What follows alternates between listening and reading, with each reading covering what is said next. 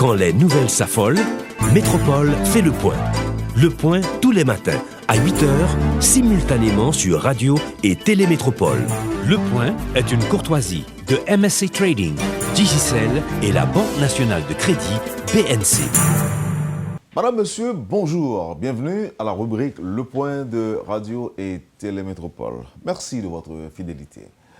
Nous avons ce matin deux groupes d'invités. Dans un premier temps, on accueillera l'ingénieur Rodney Jean-David, ingénieur en télécommunications, nouveau directeur général du Conseil national des télécommunications. J'ai dit nouveau directeur parce que ça ne fait que environ 2 semaines depuis qu'il a été nommé directeur général de cette institution, et c'est dans le contexte de la Journée mondiale de télécommunications qu'on l'accueille ce matin sur le plateau de la rubrique Le Point de Métropole. Et dans un second temps, Madame Nathalie Angibo et Didier Moscoso, tous deux de la plateforme Consommer Local, ils seront avec nous pour parler éventuellement de la nécessité de consommer local. Monsieur Jean-David, Rodney Jean-David, directeur général du Conatel, merci d'accepter d'être avec nous à Métropole ce matin. Bonjour.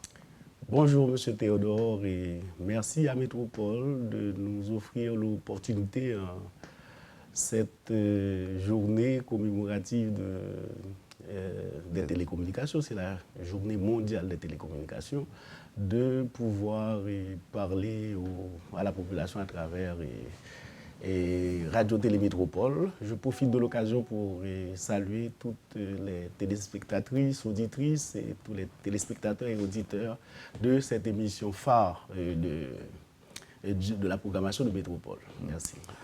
Merci. Si c'est le régulateur qui le dit, je prends acte que Le Point est une émission phare. C'est avant tout le consommateur. Parce que le régulateur ne s'investit pas, n'a pas vocation à s'investir dans le contenu des émissions, dans l'appréciation des contenus des émissions. Là, vous parlez du consommateur. Oui, c'est le consommateur qui a exprimé cette appréciation. Par contre, le régulateur a pour mission, si je ne m'abuse, de tenir compte de la teneur de certains programmes, non? En fait, il y a une analogie qui me vient à l'esprit quand on parle de la mission du régulateur par rapport à une station de radio-télédiffusion. Et pour nous, il s'agit de l'opérateur. Un opérateur qui bénéficie de ressources, et de l'État, nous parlons de ressources fréquentielles, pour l'exploitation d'un service. L'analogie se rapporte à l'imprimerie et au journal. Ce que sort l'imprimerie ne concerne pas la mécanique du journal. Vous voyez? Donc c'est la même chose pour les relations entre le régulateur et l'opérateur de radiodiffusion. Vous voyez? Donc nous ne sommes pas tenus par les contenus en tant que tels. Et par contre, en octroyant les ressources pour l'exploitation d'une station de radiodiffusion, on est tenu de vérifier si les normes techniques, etc., sont respectées. Alors que certains gens pourraient penser le contraire, pourraient croire que l'organe régulateur pourrait en quelque sorte avoir un regard sur tout ce qui se dit dans des médias. En fait, il y a une division tranchée entre le contrôle de contenu et le contrôle de la qualité de service. Et cette confusion qui s'entretient dans l'esprit des gens, ce qui fait croire que le régulateur devrait s'investir dans le contrôle de contenu, mais ce n'est pas le cas. Mais qui est habilité ou qui est autorisé à le faire? En fait, au terme de la loi qui régit le secteur aujourd'hui, il incomberait au ministère de tutelle de l'information de vérifier la qualité des contenus audiovisuels. Mais selon le modèle en cours de développement, Et on devrait s'acheminer vers un conseil de l'audiovisuel qui inclurait les tenants de la politique de l'information dans le pays pour ce qui a trait au droit et à la liberté de l'information. Et le CONATEL pourrait, à certains égards, participer de cette structure de conseil de l'audiovisuel pour ce qui touche comme je viens de le dire tout à l'heure, aux normes à respecter et à la qualité à fournir aux consommateurs. Juste avant de voir le nouveau plan d'action du CONATEL, je pourrais quand même vous demander quel est le tableau aujourd'hui, quelle est la situation des télécommunications en 2017 aujourd'hui.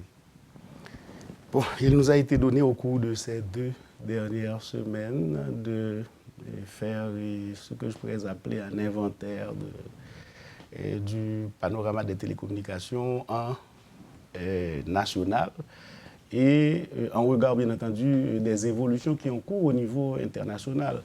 Il ne fait aucun doute que c'est l'un des secteurs les plus dynamiques de l'activité socio-économique et culturelle universelle.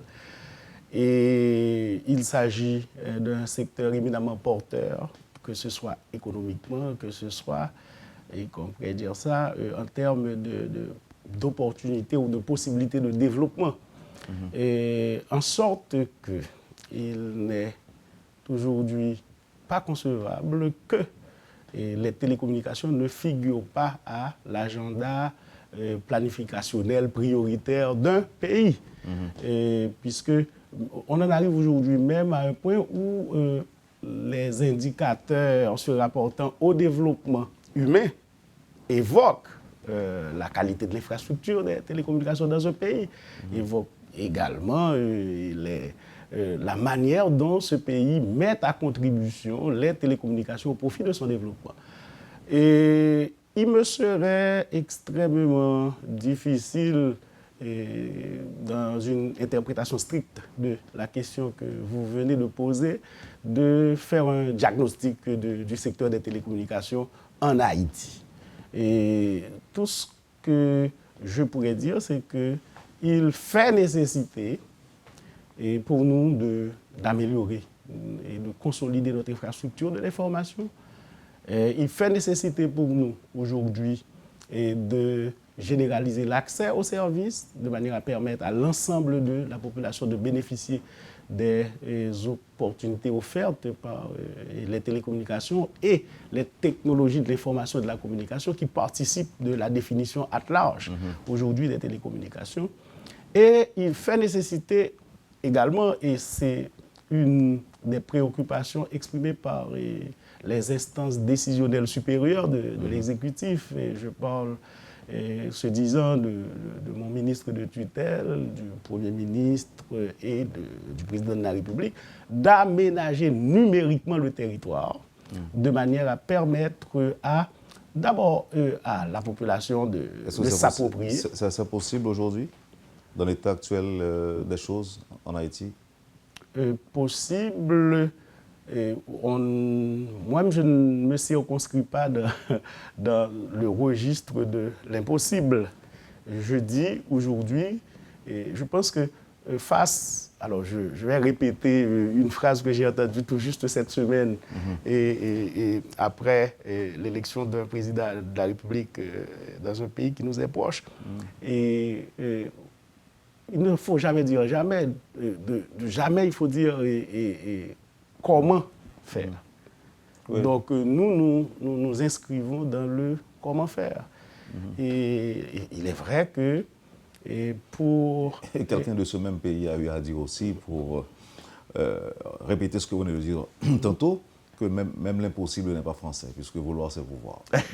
Allez-y. Bon, merci d'apporter de l'eau à mon moulin, puisque là, je ne m'inscris pas dans l'impossible. C'est ça, je pense que ce président auquel vous faites allusion est français, non?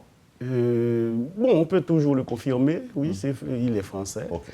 Et il s'inscrit dans le registre de ce qu'il a appelé les urgences nécessaires, etc. Et à cet égard, je pense qu'il apporte quelque part une certaine inspiration par rapport aux choses à faire. Mais là n'est pas le... Aujourd'hui, quand nous parlons de télécommunications, nous parlons radio, nous parlons télé, nous parlons Internet, Absolument. nous parlons opérateurs de téléphonie mobile ou fixe aussi. C'est-à-dire, c'est un domaine assez vaste, assez large que vous êtes appelé à gérer, à réguler, à observer. Absolument. La tâche n'est pas ardue. Et comme on a eu à le dire en off, dans le cadre du debriefing que nous venons d'avoir, le secteur des télécommunications s'appréhende en 3 fonctions caractéristiques. Il y a la fonction politique qui incombe au ministère de tutelle du secteur. Il y a la fonction réglementaire qui incombe au régulateur et la fonction d'opération du secteur. De mon lieu de régulateur, et il s'agit d'assurer constamment le suivi du cahier des charges des opérateurs. Comme vous le savez, la loi fait de l'État le dépositaire propriétaire des ressources à exploiter pour les télécommunications. L'État abdique ses prérogatives en matière d'exploitation par concession à des sociétés, à des entreprises privées. Et dans le cadre de ces concessions, il y a des cahiers de charges techniques avec des clauses administratives, etc. à suivre. Et il incombe au régulateur d'assurer le suivi de ces cahiers de charges. Mais pour ce faire, le régulateur doit s'assurer de bien s'approprier la dynamique de développement des télécommunications à l'échelle internationale. Parce que c'est sur cette base que les références, les normes, c'est dans ce cadre-là alors que les références et les normes se développent et permettent de mieux considérer l'évolution du secteur au niveau local, au niveau national. Le plan d'action, le nouveau plan d'action du CONATEL, en quelques mots? En fait, lors de notre commissionnement, nous nous sommes engagés à articuler notre action autour de 5 axes majeurs. Et le premier axe se rapporte à la création de l'environnement propice au développement du secteur des télécommunications et des TIC. Ce disant, je parle du cadre juridico-réglementaire du secteur à réformer, ceci drastiquement, parce que le secteur aujourd'hui est régi par la loi d'octobre 77, qui n'arrive pas à cerner l'ensemble des développements qui ont cours dans ce secteur depuis ces 40 dernières années. Le cadre organique du CONATEL est régi par le décret de 1987 qui fait du CONATEL un administrateur du secteur des télécommunications plutôt qu'un régulateur. Alors la différence, c'est que l'administrateur du secteur était associé au contexte de monopole de l'État dans les télécommunications. À cette époque, le ministre pouvait être président du conseil d'administration du CONATEL et en même temps vice-président du conseil d'administration de la Téléco.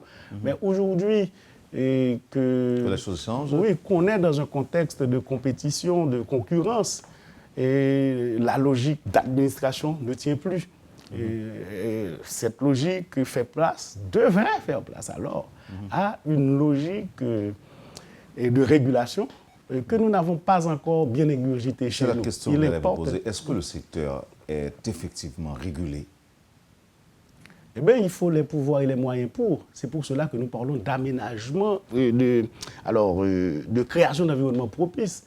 Nous parlons d'un nouveau projet de loi sur les télécommunications, sur lequel on planche depuis quelques années et vis-à-vis duquel on s'engage à en obtenir l'adoption par l'actuelle législature.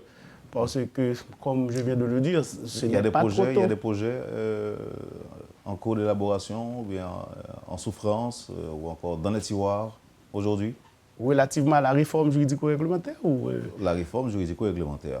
C'est une réforme qui a été initiée depuis 1998 dans le cadre de la modernisation de la téléco. Vous voyez, on en est à pratiquement une vingtaine d'années de cela. Et qui a connu des développements,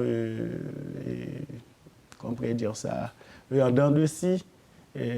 À certains moments, on était tout proche de l'adoption et à d'autres, il a fallu reprendre le projet. Aujourd'hui, j'ai réactivé le comité de pilotage de cette réforme et on espère qu'avant la fin de l'exercice fiscal, on pourra intégrer ce projet dans l'agenda législatif de l'exécutif. Et comme ça, à la nouvelle année fiscale, qui coïncidera avec, je pourrais dire, un nouveau terme de développement du secteur. Parce qu'en octobre prochain, il y aura la prochaine conférence mondiale de développement des télécommunications. Ce serait un nouveau CONATEL qu'on aurait avec son conseil d'administration, pas d'administration, de régulation ou de gouvernance, et avec une structure exécutive armée, comme je viens de le dire, de pouvoir et de moyens lui permettant d'orchestrer cette régulation que vous estimez aujourd'hui non accomplie. D'aucuns parlent prenons par exemple le secteur de la radiodiffusion. D'aucuns se plaisent à parler ou encore se plaignent même de la prolifération de médias sur le cadran. Et aujourd'hui, il est très facile d'ouvrir une station de radio. Il suffit d'avoir quelqu'un à l'étranger qui vous envoie un émetteur et automatiquement on devient directeur général, président-directeur général d'une station de radio. Et parfois, on utilise des fréquences sans l'autorisation, par exemple, express du CONATEL.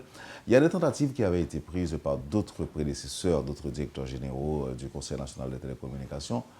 Mais ces directeurs-là étaient persécutés par des parlementaires notamment, et qui ont chacun une station de radio ou de télé dans le pays.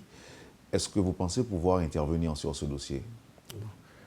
Personnellement, je n'ai pas connaissance de cas de persécution. Je vous apprends la nouvelle. De persécution auxquelles certains de mes prédécesseurs se seraient trouvés confrontés dans l'exercice de cette régulation du secteur de la radiodiffusion. Et je sais que le problème ne remonte pas, remonte à bien longtemps.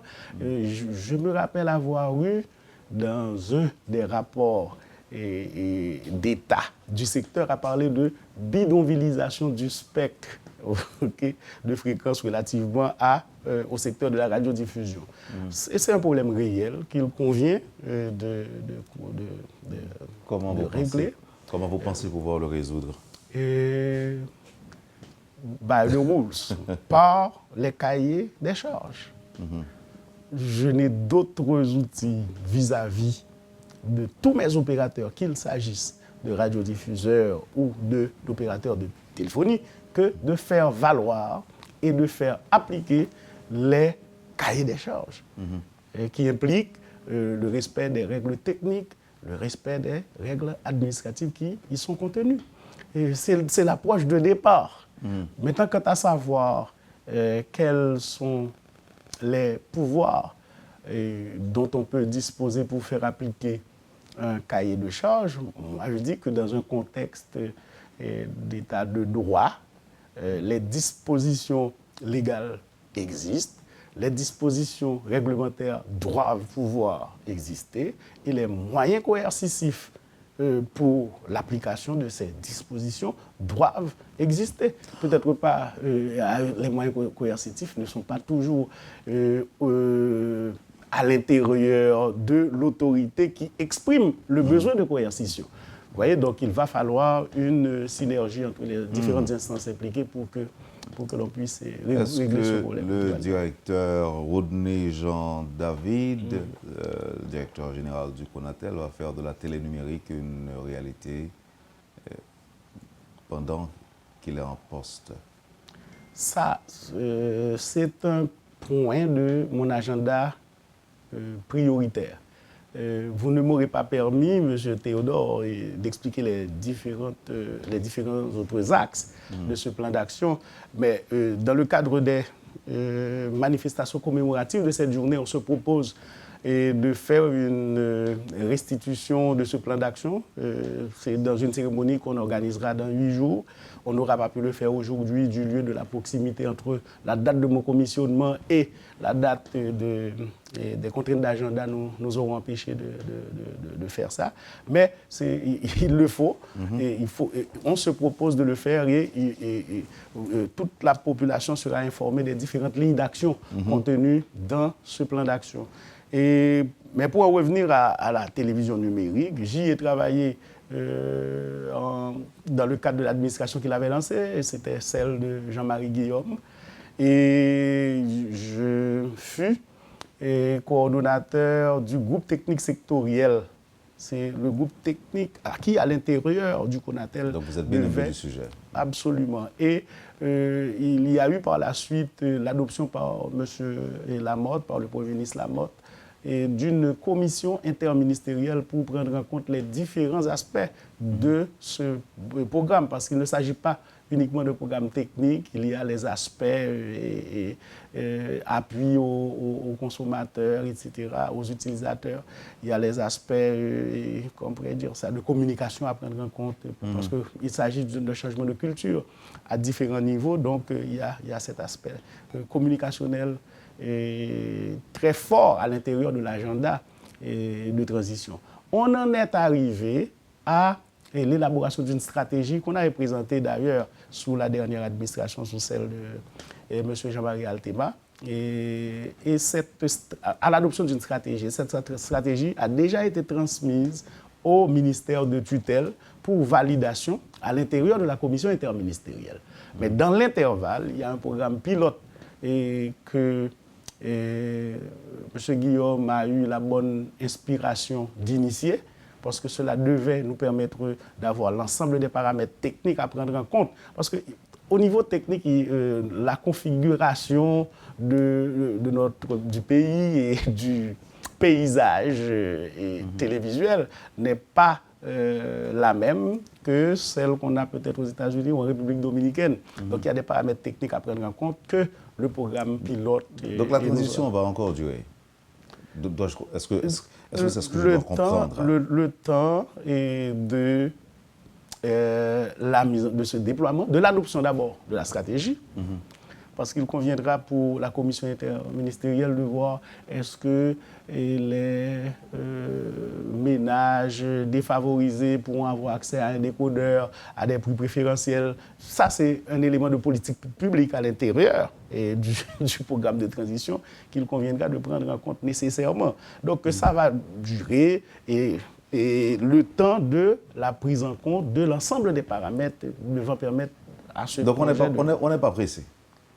C'est pas qu'on ne soit pas pressé, mais j'en viens à La Fontaine qui nous disait que dans la fable Le lièvre et la tortue, qui veut... non. Qui va lentement arrive sûrement. Qui va lentement arrive sûrement, oui. OK. C'est peut-être pas... Pas trop adapté, mais... Oui, mais on doit s'assurer. Nous devons nous dire qu'on doit s'assurer que les différents paramètres soient maîtrisés et pour pouvoir aboutir à un programme réussi. Maintenant, on va revenir sur les axes des axes prioritaires. Oui, on avait parlé de l'aménagement numérique d'abord de l'environnement propice. On avait parlé du projet de loi de réforme du secteur. Mais le chantier législatif des télécommunications ne s'arrête pas là. Il y a d'autres lois qu'on a déjà adoptées d'ailleurs, comme celle se rapportant aux transactions électroniques, à la signature électronique, qui s'intègre parfaitement dans l'agenda législatif de la société, le chantier législatif de la société de l'information. Donc il conviendra, après l'adoption du projet de loi cadre du secteur, d'avancer vers l'identification d'autres projets susceptibles de consolider l'environnement juridico-réglementaire. Le deuxième axe auquel j'ai fait allusion se rapporte à notre infrastructure nationale de l'information. C'est une infrastructure essentielle du monde d'aujourd'hui et de demain. Il n'y a aucune raison pour que notre infrastructure ne soit pas au même niveau de qualité que celle de la Jamaïque ou du Costa Rica, parce que ce sont les mêmes ressources qui sont mises à contribution. Ce sont les mêmes paramètres techniques qui sont contenus dans les différents cahiers de charges. Pourquoi il y aurait cette différenciation? Est-ce que nous aurions choisi de nous doter d'une infrastructure au rabais? Je ne le crois pas. Il s'agit aujourd'hui de nous assurer que cette infrastructure essentielle, qu'on appelle infrastructure de l'information, puisse s'améliorer et se consolider. Que les opérateurs puissent fournir les services comme ils se sont engagés à les fournir. Quand vous parlez d'opérateurs? Dans tous les services, en matière de radiodiffusion, en matière de téléphonie mobile, Arrêtons etc. un peu sur la téléphonie mobile. Il y a toujours des doléances. Oui, absolument, parce que la qualité de service n'est pas... Vous entendez intervenir pour porter ou encore obliger les fournisseurs de services à se conformer? C'est l'activité de régulation au jour le jour, quoi. Sauf que, en ce qui nous concerne, il y a une planification stratégique qui se rapporte à cette prise en charge de la qualité de service. On a avisé à un certain moment de lancer ce fameux projet de portabilité des numéros qui pourrait constituer un incitatif pour nos opérateurs pour améliorer leur qualité de service. Parce qu'à partir du moment où le service que M. Théodore aurait avec tel opérateur ne serait pas satisfaisant, il aurait la possibilité, tout en gardant son numéro de référence avec ses contacts, etc., de changer d'opérateur. Et je pense que c'est un outil... De changer de réseau. De changer de réseau. Donc, c'est où est-ce que outil... vous en êtes? Ah, bon, pas vous. Vous êtes à peine arrivé, mais je dois le comprendre. Où est-ce que l'on en est avec... On en était arrivé au recrutement d'une firme et pour le pilotage, pas le pilotage, pour l'opérationnalisation du projet. Une firme néerlandaise, Porting, qui devait assurer l'interfaçage entre les opérateurs pour cet objet. Mais il y a eu à prendre en compte les dispositions réglementaires, etc. Et je crois que c'est dans ce registre-là que le projet a connu un coup d'arrêt. Une fois arrivé au Conatel, j'ai remobilisé le porteur du dossier. On en est à une phase d'évaluation pour voir, pour aviser de l'opportunité, de la nécessité de poursuivre le dit projet. Un auditeur vous dit que la question des antennes des compagnies de téléphonie, cette question n'est pas régulée ni réglée. C'est une question qui a fait l'objet de textes réglementaires récemment et qui est prise en charge au quotidien par les services internes du Conatel. On s'assure que, d'abord, que les antennes doivent être construites suivant les normes indiquées. Et par la suite, on s'assure que les opérateurs se conforment à ces normes dans l'installation de ces antennes. Il faut dire que ce n'est pas un travail qui a été fait jusqu'à peut-être l'avant-dernière administration, mais aujourd'hui, on s'est doté, d'instruments réglementaires pour pouvoir prendre en compte le problème. Est-ce qu'il y a de la place pour d'autres compagnies de téléphonie mobile en Haïti aujourd'hui, à votre avis? Bon, les ressources qui font besoin à un opérateur mobile, comment on pourrait dire ça, ne sont pas des ressources abondantes, je pourrais dire, ça participe de ressources rares. Aujourd'hui, on en est à la téléphonie 4G LTE qui postule l'utilisation d'autres ressources fréquentielles qui n'ont pas encore été utilisées. Donc, il y a moyen aujourd'hui, je l'affirme, pour qu'on ait un autre opérateur. Mais la question est de savoir, est-ce qu'un autre opérateur pourrait vouloir, en l'état de la situation du marché, et vouloir venir consentir ces investissements lourds pour installer un nouveau réseau en Haïti. Mais avant même de considérer cette question, il conviendrait de nous dire, est-ce qu'il fait besoin de faire entrer sur le marché aujourd'hui un autre opérateur?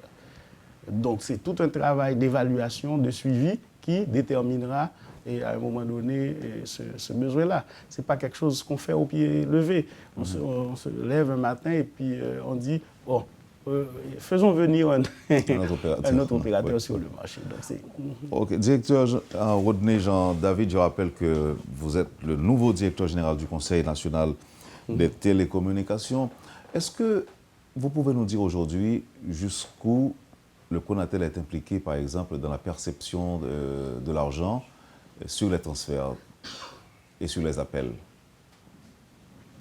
Au terme d'un arrêté pris en 2011, le Conatel s'est vu et accordé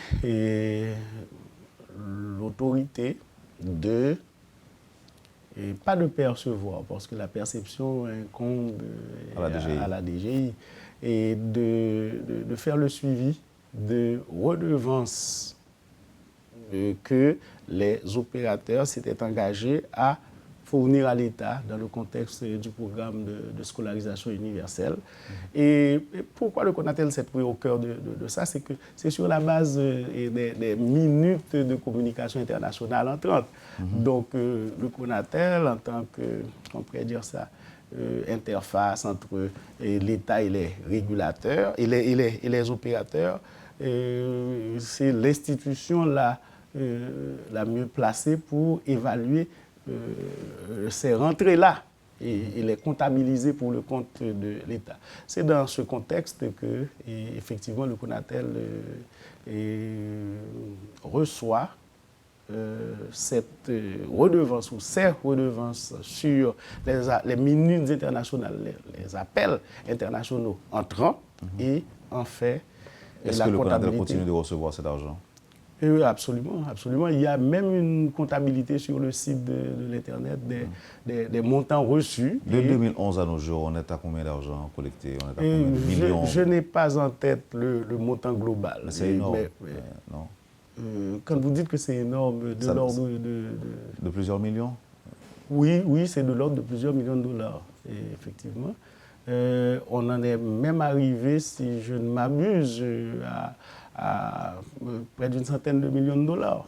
Vous voyez, mais comme vous le savez, la vocation de ces ressources-là, c'est d'alimenter, de contribuer au programme de scolarisation universelle. C'est pas... Oui, mais il y a des dettes envers des professeurs, envers des directeurs d'école dans le cadre du PSUGO. Est-ce que l'argent est tout simplement classé quelque part sans être utilisé? c'est une question... Parce qu'il faut la loi. Absolument. C'est ce que j'allais dire. La loi n'est pas encore votée. Et n'est pas encore... je crois que ça a été voté au niveau d'une des branches du Parlement, etc. Oui. Mais pour notre part, il s'agira au moment, à chaque fois que nécessaire, ce n'est pas au moment voulu, de verser... On n'a jamais rien enlevé de cet argent depuis... On n'a jamais rien enlevé de cet argent, on n'a jamais rien pris. À quel niveau? Au niveau du Conatel ou au niveau du Trésor public? Trésor public, l'État, Conatel. Est-ce que l'argent reste intact?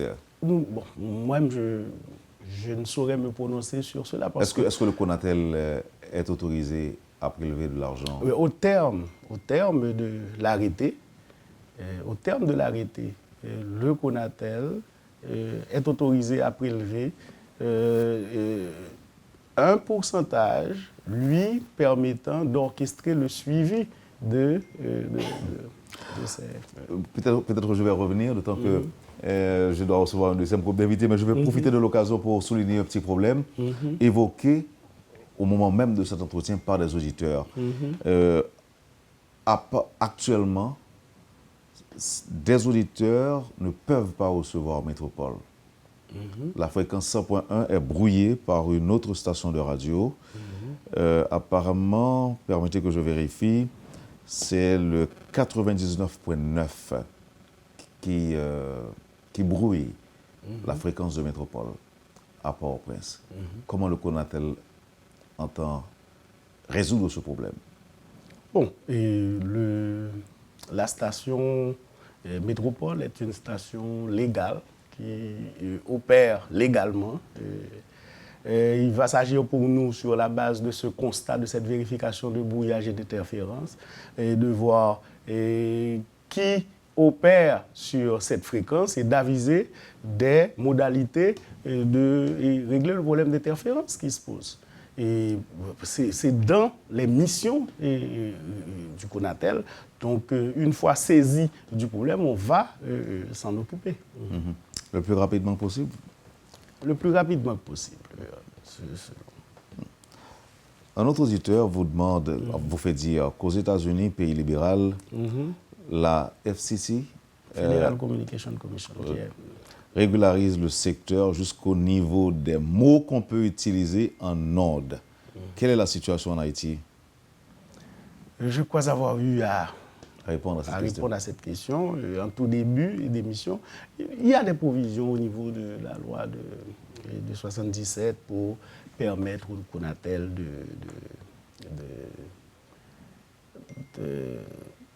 d'intervenir, je dirais, au niveau pas du contenu en tant que tel, parce qu'il y a cette nuance à saisir entre le Conatel qui est le régulateur et la station de radio qui est l'opérateur. Le régulateur tient l'opérateur par ce cahier des charges. Donc, s'il existe au niveau de ce cahier des charges-là des provisions pour en arriver au mot, eh bien, on le fera. Une dernière question. Pourquoi le Conatel laisse n'importe qui dire n'importe quoi à la radio et laisse n'importe quelle chaîne de télé passer n'importe quel film à n'importe quelle heure de la journée? Je crois qu'il y a eu par le passé des interventions du Conatel et entrait à ces émissions qui contiennent des obscénités ou des actes de violence, etc. Nous avons su nous doter, comme je l'ai dit, de textes réglementaires pour orchestrer ce contrôle-là. Donc, on va poursuivre dans la même veine. On va utiliser le texte réglementaire, l'arrêté qui nous a été donné pour cela, pour avancer dans ce contrôle, entre guillemets, ce contrôle de contenu, ce niveau de contrôle de contenu. Oui. Comment vous attendez célébrer la journée? Bon, il y a des activités qui sont prévues? Oui, bon, en fait, ce n'est pas une célébration sur une journée. Et on ne le conçoit pas généralement comme cela. Ça s'étend sur plusieurs journées. Il y a un appel à l'action. Il ne faut pas oublier que ça coïncide avec la journée, l'anniversaire de l'Union internationale des télécommunications, qui est l'organisme des Nations Unies pour les télécommunications et les technologies de l'information. Donc ça a été placé sur un thème et un appel à l'action émanant de l'UIT est adressé à l'ensemble des pays membres pour demander d'orchestrer des activités. Le CONATEL s'est associé à la Chambre de commerce des femmes entrepreneurs pour le sommet qui s'est tenu à El Rancho avant-hier et hier, les 15 et 16 mai, comme activité, comme pourrait dire ça, d'introduction pour nous de cette commémoration. On s'est associé à la Chambre de commerce pour l'organisation de ce sommet. Et on a prévu aujourd'hui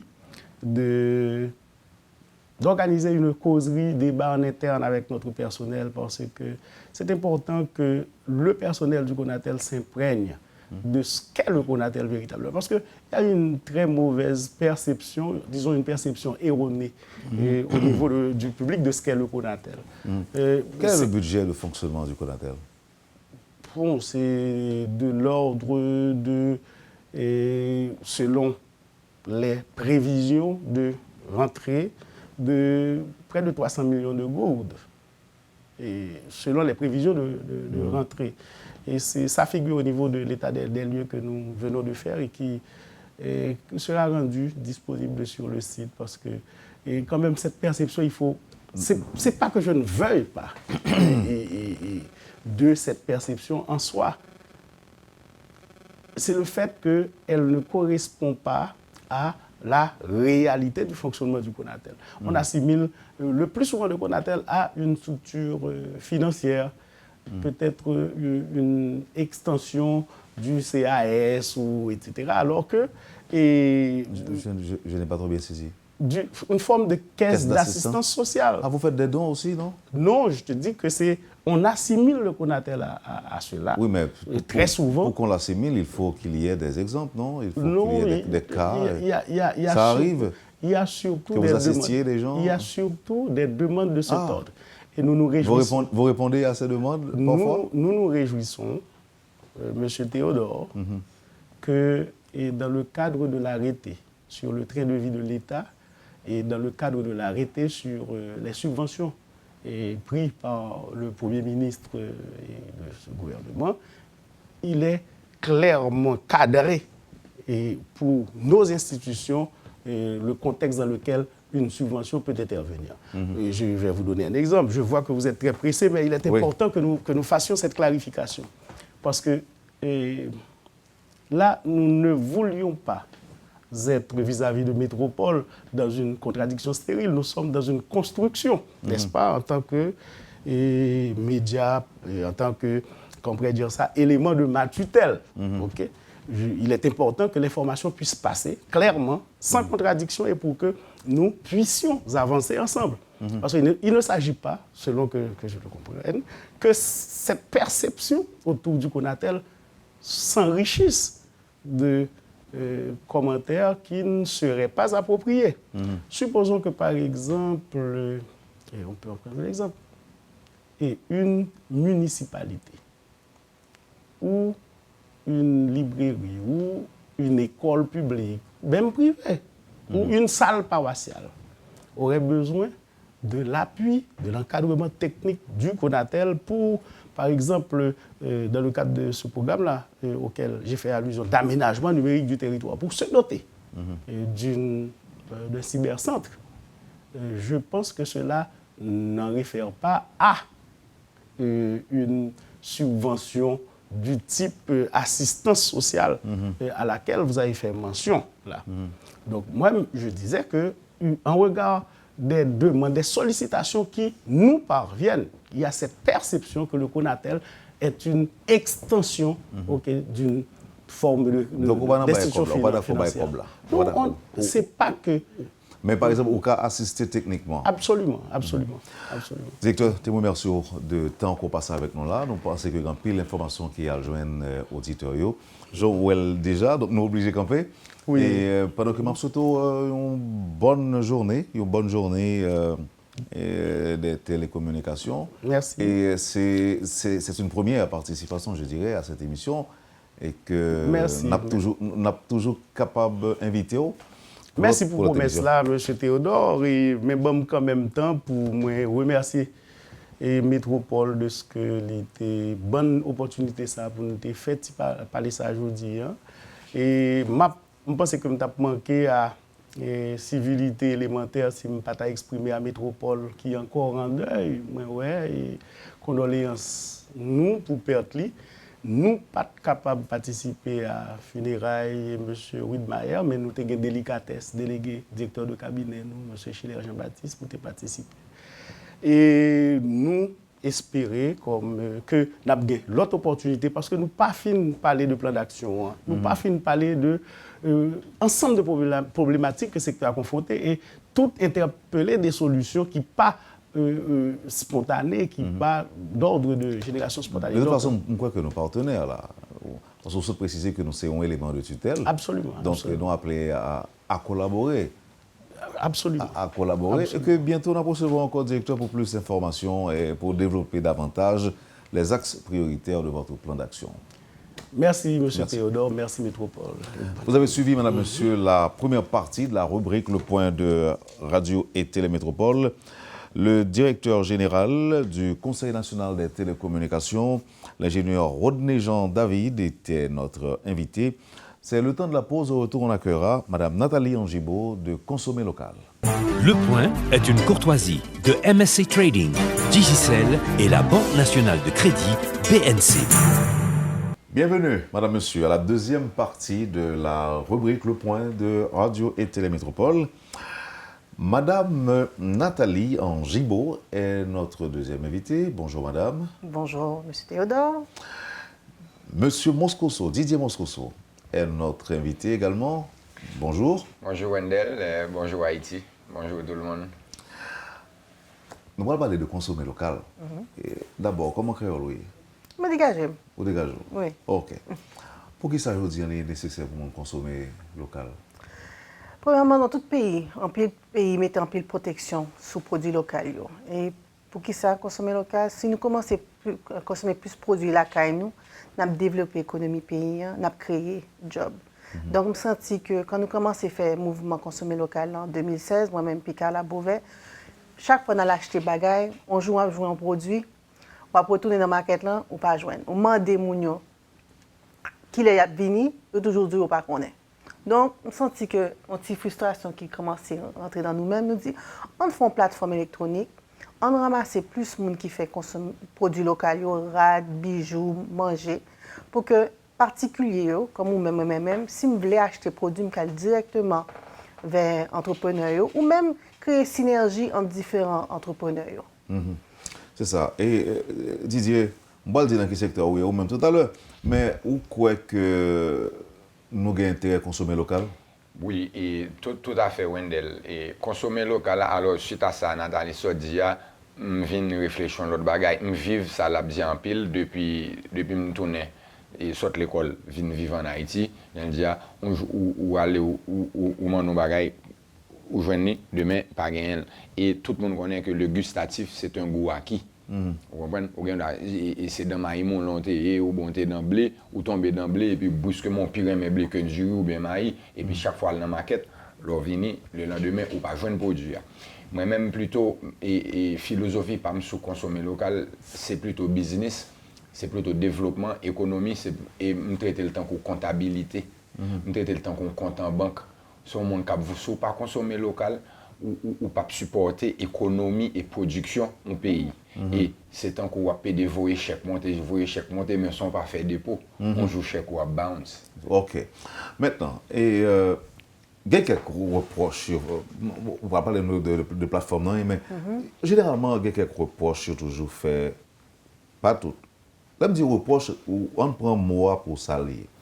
On reproche capable, son accusation non fondée, mais qu'on s'est qu'à fonder tout. On dit tout que produit local nous yo pas de qualité. On dit tout produit local nous plus cher que ça qui a sorti l'autre bord de l'eau. Je vais un exemple, je prends un exemple comme ça.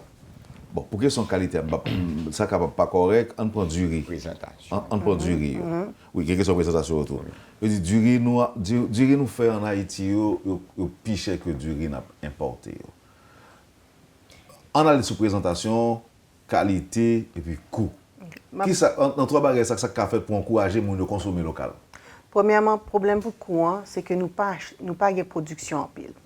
Si nous commençons à changer de mentalité, nous acheter plus de bagages là nous, producteur qui produit plus, en même temps qui réduit le coût. Ça arrive, c'est en pile bas étranger viennent en masse ici. Là.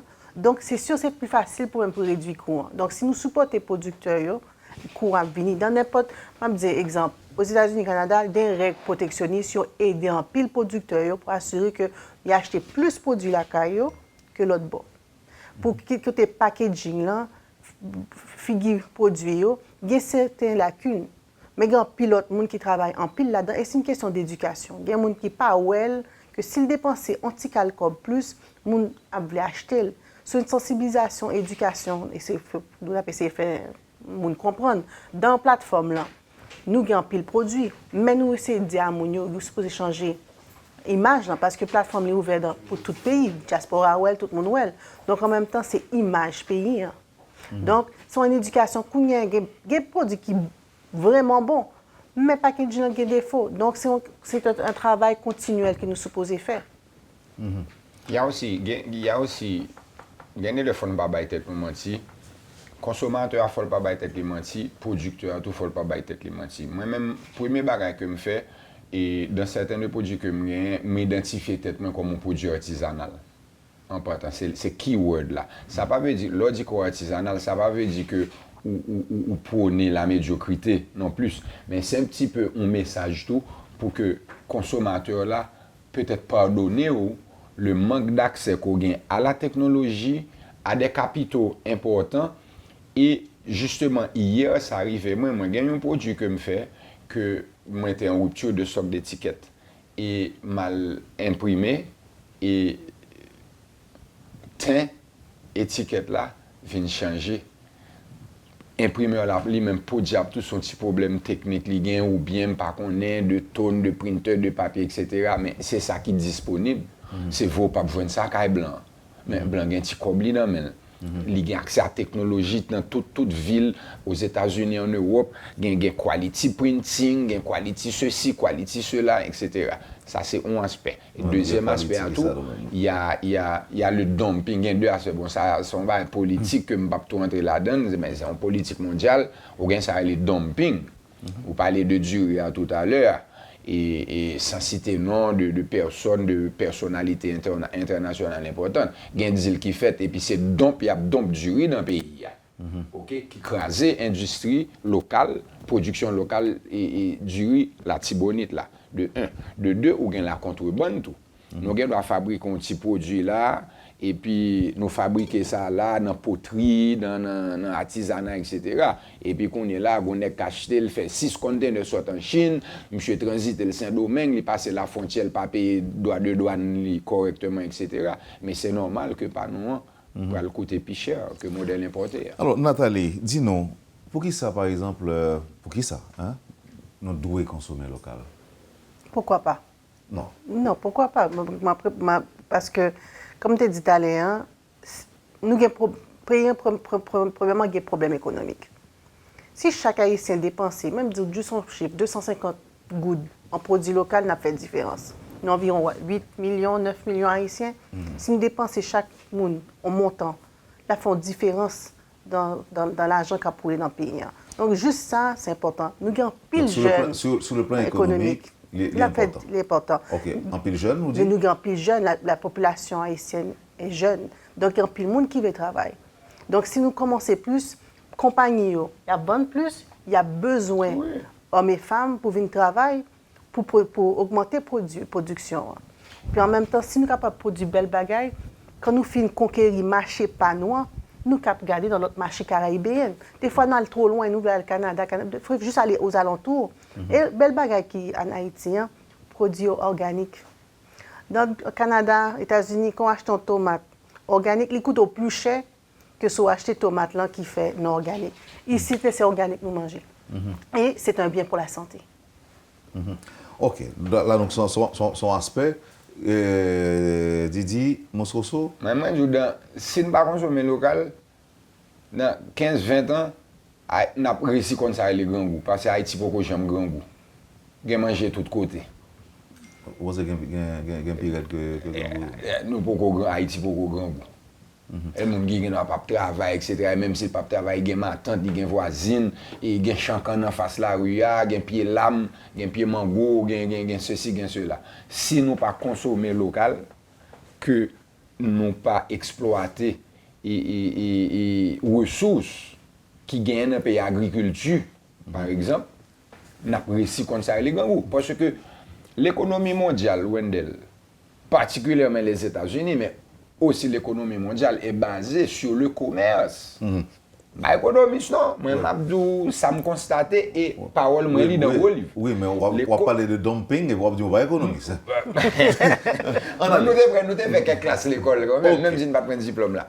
Cependant, derrière tout commerce, il y a une industrie solide qui chita en balle, qui produit. Donc, si nous-mêmes, nous avons c'est commerce seulement n'a fait, les Miami, les Saint-Domingue, commander ceci, commander cela, même tomates, même figues, même produits de première nécessité, n'a commandé, n'a pas importé, et mais ça peut arriver, habitants pour arriver, pas de monde pour acheter le monde encore. Si pas de monde qui produit ici, moi dis, même des gens c'est fatra ou aller ramasser dans la faire puis boire couper boire fond petit tonton avec fond jouer avec, il faut produire et il faut consommer local, sinon n'a chuté.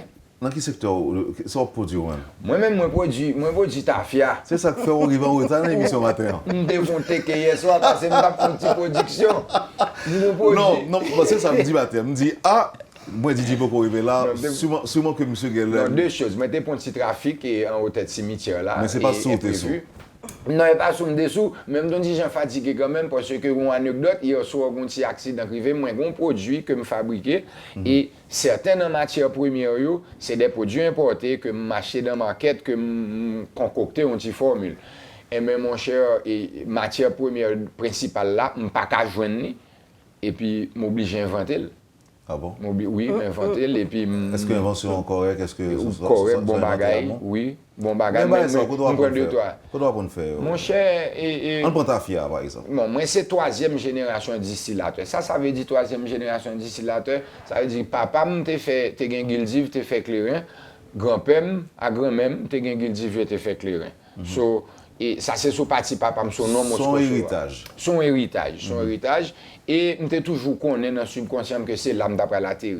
M'te font l'autre chemin mais la vie a venu remener la donne et puis me déraper me vinn passionné de lui et puis m'apprendre m'te fait apprentissage même m'te fait étude moi il y a en 1989-90 et puis après ça moi je suis toujours passionné de ça, je toujours lire internet, je lis un peu de livres sur la distillation. Mon autodidacte m'apprend tête la distillation. Il y a une information que Rome produit ont remporté un prix. Est-ce que c'est ton nouvelle est-ce que c'est bon nouvelle là ou bien est-ce non, parce que Madrid fait double check là. OK, bonne nouvelle là Wendell et moi Clairin national qui c'est produit Clairin moi que me fait. Et avec Rome Barrique, qui alors Clairin, Rome la même chose, mais c'est deux appellations différentes. Moi, j'ai participé au Rome Festival de Paris et il y a 4 semaines de ça, qui c'est 3 rendez-vous agricoles spécialisés pour le Rome, qui c'est son foire agricole du Rome, et il y a toujours fait un concours là-dedans, et moi j'ai remporté 2 médailles d'argent dans 2 catégories de rhum blanc différents, rhum de mélasse et rhum de sirop. Il y a qui capable dire ça que fait on petit bail Haïti fait ça que fait ou remporter médaille c'est parce que pas de grand pilote pays qui a participé. Wendell, tu gain permettez-moi dire public là que tu gain 145 marques de rhum du monde. Toute plus grande compagnie du rhum dans le monde, t'es là et t'es gagné 311 références. 311 références, ça veut dire que c'est une marque, une compagnie, mais on proposer plusieurs produits différents. Donc moi-même, moi t'ai proposé 5 produits qui c'est 3 rhums blancs. Dans 3 rhums blancs, c'est 3 clairins de préférence et j'ai produit 2 clairins vieillis qui pral marque moi qui pral que me pral sortir bientôt qui est les rhum baril. Qu'est-ce que ça fait pour compagnie? Et ça qui ça fait ça vient ça va visibilité. Ça va mon visibilité. Mon mot préféré que moi-même à 11 ans nous inventé depuis quelques années, extraordinaire, combinaison de extraordinaire et formidable. Ok. Là, dans les nuages là, parce que ça va mon visibilité et un feedback. Est-ce que vous avez plus de commandes ou est-ce que l'étranger commande plus de commandes, mais c'est l'étranger l'international qui a manifesté. À présent, là, pas plus tard que hier après-midi, moi recevoir 2 communications email de l'Italie. Il y a 2 grandes compagnies majeures en Italie qui voulaient importer, qui demandaient pour représenter Rome là, pour vendre en Italie. Il y en a demandé une représentation exclusive sur l'Europe. Moi, j'ai une compagnie en France qui a mais est-ce qu'on est capable de produire? Parce que le problème, ça qu'on pose tout. Oui. Le problème, ça qu'on pose, ou dit ou parler pour vous produire à l'étranger, et puis son 50 qu'on a produit. Ah, Wendell, bon, ça, les Kembe tout à fait, là, quand même, les week-ends, c'est bagarre terrible, mon cadeau. Mais ça crive, moi, pas un grand fond, je ne peux pas produire. Ça blanc, là, ça local, là, au plus, ça va prêter l'argent, la banque. Et moi, pas gain accès à crédit. Ah bon? Non, moi, pas gain accès à crédit parce que moi, j'ai gain des difficultés auparavant. Moi, j'ai gain une entreprise qui était butée déjà pour d'autres raisons. Donc, crédit m'a fait en forme. Je comprends. M'a un deal. Ou bien là, on va le travail là pour. Et puis tout, non, son domaine qui gagne pile recherche et développement là-dedans, qui gagne pile trial and error. OK, gagne coup manque. Là-dedans tout, gagne production qu'on pas correct. Et moi, dans le stade. Nathalie souffre trop. Nathalie, en allez. Vous avez plusieurs produits, vous mettez. Vous pas fâché? Non. Ah bon, ok. D'accord. Et moi, j'ai plusieurs produits qui là. Moi, j'ai quelques me connais. Et mais je ne pas connais. Oui, mais entre autres, nous dit que Clairin National, sous plateforme consommer local tout. Je suspecte ça. Moi, ça me un goûter. OK, nous gagnons ça dans maquette. Non, Chocomac, son crémasse fait ici en chocolat. OK, tout le monde qui donc boit. Ça, on parle de ça. Tout le monde qui boit le remède. Unanime. OK. N'importe qui boit? N'importe, bon, pas tout le monde. Parce qu'il y a alcool là-dedans. Ah, OK. Donc c'est pour l'alcool là seulement que tout le monde boit? Oui, mais il est très bon. Vraiment bon. C'est ça aussi pour moi, non? Oui, tout ça c'est pour. Bien sûr, mais piment, piment qui est les madichons. Mais, OK. Gon l'autre un monde qui est les miabel, il fait produit manger, mais il fait cocktail déjà préfet. Donc tout ça c'est produit local que tout produit local. OK, produit local. Et ça c'est un crémasse qui fait avec chocolat. Chocolat. OK. Et ça allait, Son piment, il est madichon. Pourquoi ça veut le madichon? C'est moi qui crée non, c'est nos compagnies. Mais petit piment. Piment madichon. Oui, bon, madichon peut-être. Moi, Didier a regardé ça sérieusement. Mais dans la plateforme, là, nous avons environ 60. Nous allons parler de lui. Nous allons parler de lui. Et puis là, moi, Rebo. Et Selecto, tous les deux. Rebo, Selecto, donc ça c'est ce qu'a fait pour moi avant de faire l'émission, c'est ça? Ou n'importe quand sera la journée. OK, maintenant. Parlez-moi de plateforme, ça, consommer local. OK. Ça lié. Son plateforme qui permet, nous avons 60 membres là-dedans. Ils permettent que vous affichez information, non compagnie. Si vous voulez joindre, exemple, M. Moscoso Clairin, toute information sur le site là. C'est pour permettre meilleure communication sur exemple, dans le market ou pas joindre ou sur le site là.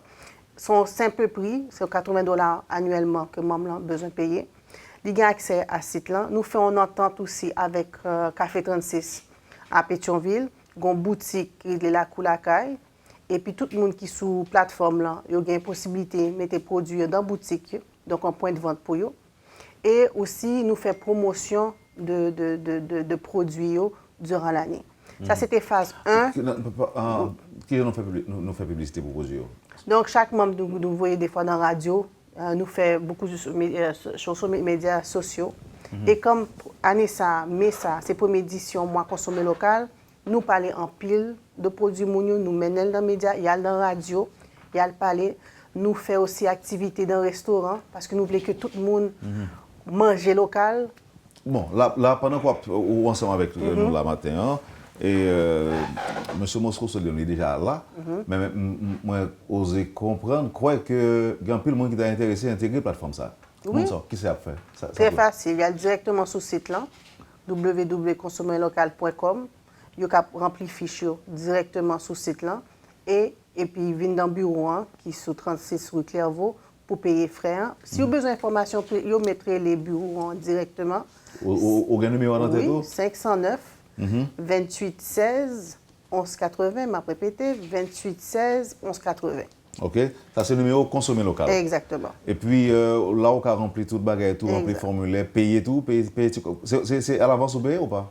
Nous rempli forme là, nous avons gardé, nous avons vérifié si tout le bagage est correct. Nous avons pris l'eau pour venir payer coût annuel. Est-ce que nous, à l'échelle nationale, est-ce que quel que soit côté mon aïe, est capable de faire partie de la plateforme? N'importe où, pas de problème. Parce que si là, la façon de nous faire, faire, n'importe où. Mais quelle vérification qu'on fait? Parce qu'au moins, il faut que le produit que mon veut exposer, il faut que le produit est bon, il faut de qualité. C'est pour ça que... Est-ce que vous vérifiez, on va demander pour vérifier avant? Exactement, parce que c'est pour ça, même si nous l'avons rempli sous site là, c'est nous-mêmes qui avons activé. Okay. Donc, nous ne pouvons pas activer jusqu'à temps nous web produire et nous gagnons. Vous t'écoutez Clairin et oui, je t'écoute Clairin. Hein? Bon, comment trouver? Li bon, li fort, ça te réveille. Donc, son Clairin, on a de boire malade puis il a tombé à l'agonie là? Oui, mais c'est un bon Clairin. C'est un bon Clairin. Et la présentation, elle est belle. La présentation est très belle. Ça, c'est que l'important, si la présentation est plus ou moins standard. Et, bon, sur ce, on travaille sur ça. Et je toujours mettre tête dans la place du consommateur. Ça veut dire que même télévision, je regarde, même radio, musique, je regarde. Si je suis en position pour faire télévision, faire radio, je mets tête dans la place de qui ça me tente, qui j'aime dans qui j'aime dans Donc, je choisi, au lieu que je fasse une étiquette photocopie, etc., je choisi de faire des efforts, faire des sacrifices là, aller extra mile pour une bonne présentation. Combien Clairin au produit? Moi produit 3 Clairin blancs et moi package un 4e qui pour un... Mais quand on joue un Clairin, quoi dit? Moi fait Clairin. Avec canne à sucre? Oui. Ou quand on joue canne à sucre, quoi dit bague en pile? Wendell, tout ça qui est sucré, café, alcool. Tout ça qui est sucré, tout ça qui est mangeable, tout fruit qui est sucré, tout ça qui soit dentaire, qui a sucre là-dedans, même si on ne pas prendre un goût douce là-dedans. Mango, café. Mango, orange, moi fais tout ça déjà. Moi fais alcool mango, alcool orange, alcool melon et alcool mandarine. Tout ça qui est douce, ou qui doit grager carotte, ou fait javel, ou mettez le vin là-dedans, ou fait du vin. Moi intéressé à alcool melon. Et moi, j'ai été 7 bouteilles. Production limitée, oui, m'a quitté une bourse. Son production unique, c'est ça, le collector. C'est 11 ans même pour dire malheureusement. Auditeur, on dit que Wendell pour plaisir, demandé net matin là. Michel, son même m'a fait sur la terre. Son ami malheureusement qui c'est agriculteur, qui est dans une zone monde cabrit là, monsieur arrêté de fonctionner. Par contre, si c'est problème, litige, bagay, cadastre, menace de mort, par contre, monsieur était aboutement et monsieur pas bon d'état, même quoi son problème quand ça le gagne. Monsieur t'a produit melon, monsieur produit bérigène, monsieur t'a produit un paquet de bons bagay. Et puis, monsieur t'a une production melon qui était trop que pas de assez monde pour prendre. Tellement monsieur fait melon. Et puis un jour, monsieur relé, monsieur dit, mon camion melon va le jeter dans la rivière, je vais faire cadeau dans ça, je vais même moyen pour mal côté mon pauvre, je vais faire cadeau melon, sans café avec. Je dis, monsieur, potez le même, je vais faire alcool avec. Chose faite le lendemain, monsieur, pour un petit canteur et melon pour moi, mais il n'est pas assez pour le thé, parce que à l'alambic, moi, gros quand même, moi, j'ai besoin de 500 gallons de jus pour me faire une distillation. Et même mon cher, l'été, moi, fait de 200 gallons, 125, 180 gallons, moi, mélanger là avec un jus con. Moi fermenter l'ensemble et puis me dit m'a font expérience et me dit me font bagarre les rhum steak, un mélange de rhum et de pastèque. Et puis mon cher moi fait li mon cher, la France achetait tout dans le même bouteille par bouteille, jusqu'à ce que moi ton petit reste. Moi, j'ai ton 5 gallons que m'était vieilli, que m'pas sorti sous forme d'alcool vieux. Enfin, bon, ça les rhum paille. Et aux Antilles, donc, c'est un jeune vieux rhum. OK? Et puis, moi, j'ai 5 ou 6 bouteilles de blanc, m'a serré une boue, mais que la France a demandé tout pratiquement réservé. Mon cas qui n'était pas me conserver toujours. Bon, moi, j'ai mes bouteilles blancs, et moi, j'ai dans vieux yo que je peux commercialiser. Ça, pour la réserver. Michael, son mot pour consommer local. Oui, mais nous allons être un peu de temps, il faut le faire vite. Pas de problème, très important. Ok, d'accord. Consommer local, et je trouve que son plateforme, c'est ça, une coopérative. Pas coopérative haïtienne dans ce thème créole là. Coopérative dans le terme européen. Par exemple, où est-ce qu'on fait du vin, par exemple. Ou bien doit gagner sur tout ton riel, toute ton zone, chaque propriétaire de maison, a un petit centième de carotte la caillou de petit lacou, mais qui plantait du vin, qui plantait raisin. OK? Mais un gros centième de carotte, pas une grosse production vinicole. So, il y a les coopératives qui passent, qui prennent production tout petit individu ça yo, et puis qui font une grande production, et puis ils baillent tout le monde participe à eux. Moi-même, c'est comme ça me comparer consommer local qui permettent un paquet de petits business qui fait production locale qui peut-être manquer accès à certaines voies, et mais consommer local, mettez tout ensemble, et puis qu'on est là, il fait un pile travail, réseaux sociaux, un pile travail médiatique pour l'y exposer. Ça veut dire que pour si mon consommer local, prendre même là, il vaut 1000 fois la valeur pour exposer que le bail produit moins et compagnie. Et puis l'autre bail, merci beaucoup. L'autre bail, je mentionner. Merci, monsieur, parce que il tout fait publicité pour consommer local net. Merci. Mais l'autre bail, nous fait autre que visibilité, année ça, nous avons formation, parce que nous sentons qu'il y a plein de monde qui a besoin de ça, sécurité alimentaire, fiscalité. Nous demandons membres si ils ont besoin. Donc, nous avons fait formation année ça, nous avons continué. Quelle formation ça fait? Nous faisons à chaque 2 mois. Nous avons fait une sur sécurité alimentaire, nous avons fait une sur fiscalité, et nous avons essayé de faire l'autre activité avec Ambassadio, parce que c'est eux-mêmes qui souvent fait programme pour Haïti. Et aussi, nous avons fait un gros salon consommé local en novembre prochain. Nathalie Angibo, cofondatrice Consommer Local, Michael Didier Moscoso, par contre, ça le préféré. Didier le préféré, distillateur, propriétaire Rhum Barrique, Clairin National. Merci parce que tu étais disponible le matin pour faire promotion consommation locale. Nous croyons que si tout le monde mettait d'accord pour consommer local, il n'est pas seulement bon pour consommer local, mais là bon pour tout le pays. Merci infiniment. Merci beaucoup. Passons une bonne journée et vous pouvez continuer à goûter en bas la pluie. On va continuer à goûter. Et pas oublier consommer local. Nous avons consommé local, nous sommes obligés de consommer local. On va le produire, on va le livrer, on va goûter. Vous avez suivi, madame, monsieur, la rubrique Le Point de Radio et Télémétropole. Merci de l'accueil. Passez une bonne journée avec nous et à vendredi prochain. Quand les nouvelles s'affolent, Métropole fait le point.